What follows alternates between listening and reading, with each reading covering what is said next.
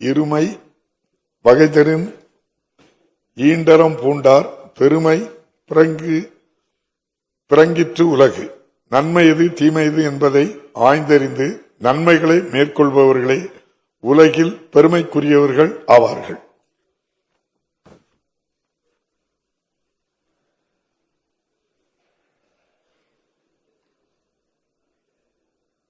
இரங்கற் குறிப்புகள். தமிழ்நாடு சட்டமன்ற பேரவை முன்னாள் உறுப்பினர்களான திரு ச.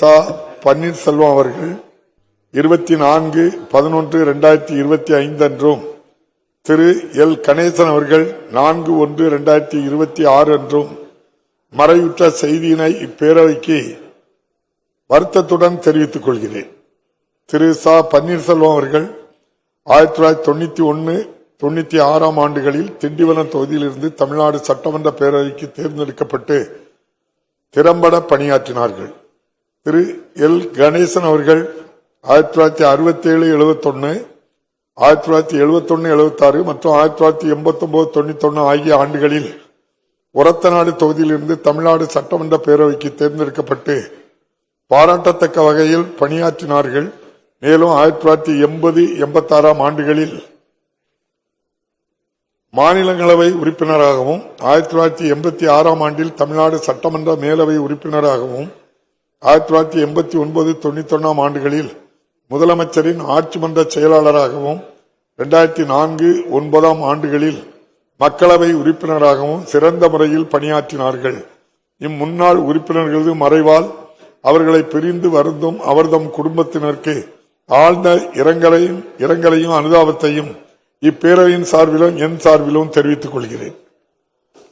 மறைந்த இப்பெருந்தகைகளுக்கு மரியாதை செலுத்தும் வகையில் மாண்புமிகு உறுப்பினர்கள் அனைவரும் எழுந்து நின்று 2 மணித்துளிகள் அமைதி காக்குமாறு கேட்டுக்கொள்கிறேன்.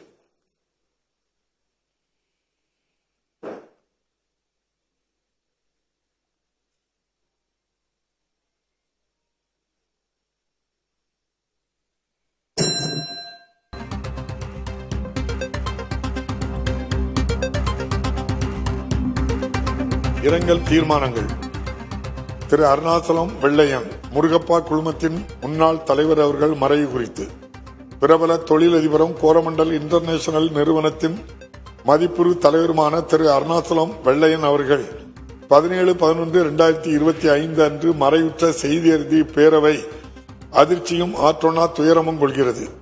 தொழில்துறையில் தனக்கென தனி முத்திரை பதித்த திரு அருணாசலம் வெள்ளையன் அவர்கள் முருகப்பா குழுமத்தின் பன்முகப்படுத்தப்பட்ட வணிகங்களை விரிவுபடுத்தியதிலும் அவற்றின் செயல்பாட்டை மேம்படுத்தியதிலும் மிக முக்கிய பங்கு வகித்த சிறப்புக்குரியவர் ஆவார். அன்னாரது மறைவால் அவரை இழந்து வாடும் அவர்தம் குடும்பத்தினர் உள்ளிட்ட அனைவருக்கும் இப்பேரவை தனது ஆழ்ந்த இரங்கலையும் அனுதாபத்தையும் தெரிவித்துக் கொள்கிறது. திரு ஈரோடு தமிழன்பன் என்கிற திரு ந. ஜெகதீசன் பிரபல கவிஞர் அவர்கள் மறைவு குறித்து சிறந்த கவிஞரும் எழுத்தாளருமான திரு ஈரோடு தமிழன்பன் என்கிற ந. ஜெகதீசன் அவர்கள் 22-11-2025 அன்று மறைவுற்ற செய்தி அறிந்து இப்பேரவை அதிர்ச்சியும் ஆற்றொன்னா துயரமும் கொள்கிறது. மரபு கவிதை, புதுக்கவிதை, சிறுகவிதை, நாடகம் மற்றும் குழந்தை இலக்கிய என பல்வேறு துறைகளில் சிறந்த படைப்புகளை அளித்த திரு ஈரோடு தமிழன்பன் என்பவர்கள் பாவேந்தர் பாரதிதாசன் அவர்களுடன் நெருங்கி பழகிய சிறப்புக்குரியவர் ஆவார். சென்னை தொலைக்காட்சி நிலையத்தில் செய்தி வாசிப்பாளர், பேராசிரியர், தமிழ்நாடு இயலிசை நாடக மன்றத்தின் நிர்வாகக்குழு உறுப்பினர், அறிவியல் தமிழ் மன்ற உறுப்பினர், அரிமான் நோக்கு இதழின் ஆசிரியர் என பல்வேறு பொறுப்புகளில் திறம்பட பணியாற்றியவர்.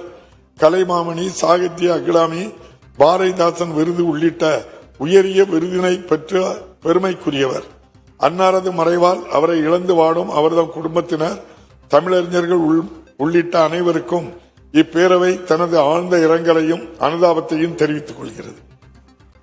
திரு ஏவிஎம் சரவணன் பிரபல திரைப்பட தயாரிப்பாளர் அவர்கள் மறைவு குறித்து பிரபல திரைப்பட தயாரிப்பாளரும் ஏவிஎம் நிறுவனத்தின் உரிமையாளருமான திரு ஏவிஎம் சரவணன் அவர்கள் 4-12-2025 அன்று மறைவுற்ற செய்தி அறிந்து பேரவை அதிர்ச்சியும் ஆற்றொன்னா துயரமும் கொள்கிறது.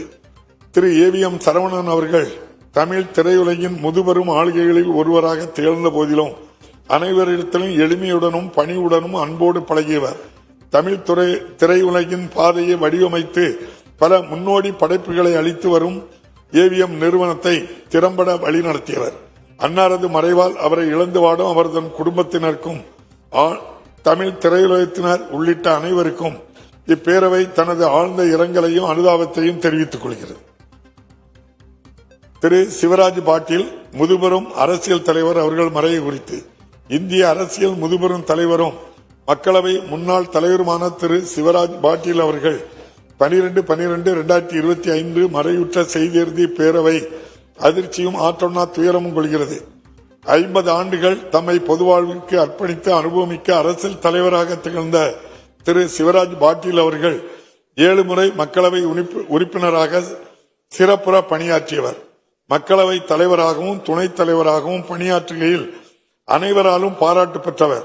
பஞ்சாப் மற்றும் ராஜஸ்தான் மாநிலங்களின் ஆளுநர், ஒன்றிய அமைச்சர், மாநிலங்களவை உறுப்பினர், மகாராஷ்டிரா சட்டமன்ற பேரவைத் தலைவர் மற்றும் துணைத் தலைவர் உள்ளிட்ட பல்வேறு உயரிய பொறுப்புகளில் திறம்பட பணியாற்றியவர். அன்னாரது மறைவால் அவரை இழந்து வாடும் அவர்தம் குடும்பத்தினர், அவர் சார்ந்த கட்சி தொண்டர்கள் உள்ளிட்ட அனைவருக்கும் இப்பேரவை தனது ஆழ்ந்த இரங்கலையும் அனுதாபத்தையும் தெரிவித்துக் கொள்கிறது. இந்த இரங்கல் தீர்மானங்களை நிறைவேற்றும் முகத்தானும் மறைந்த இப்பெருந்தகைகளுக்கு மரியாதை செலுத்தும் வகையிலும் மாண்புமிகு உறுப்பினர்கள் அனைவரும் எழுந்து நின்று 2 மணித்துளிகள் அமைதி காக்குமாறு கேட்டுக் கொள்கிறேன்.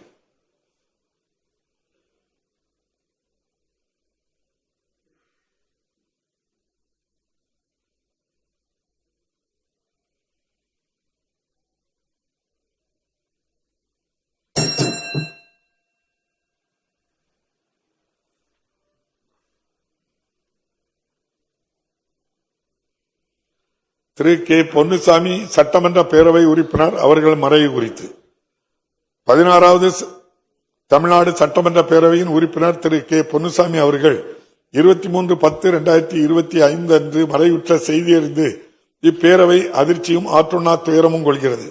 திரு கே பொன்னுசாமி அவர்கள் 2006 முதல் 2011 வரையிலும் மற்றும் 2021 ஆண்டு முதல் சேந்தமங்கலம் தொகுதியிலிருந்து தமிழ்நாடு சட்டமன்ற பேரவைக்கு தேர்ந்தெடுக்கப்பட்டு சிறப்புற பணியாற்றியவர்.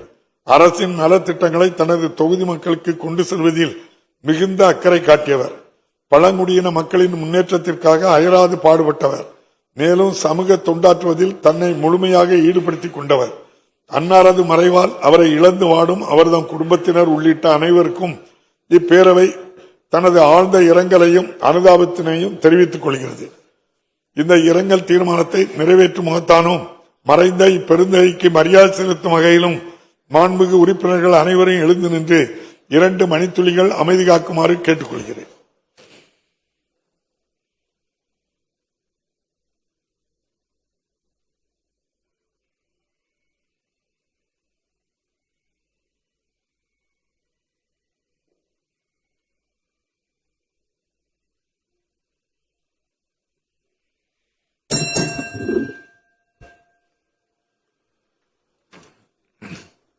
மறைந்த இப்பெருந்தகைக்கு மரியாதை செலுத்தும் வகையில் பேரவையின் இன்றைய நிகழ்ச்சிகள் இத்துடன் ஒத்திவைக்கப்படுகின்றன. பேரவை மீண்டும் நாளை காலை 9:30 மணிக்கு கூடும். வணக்கம்.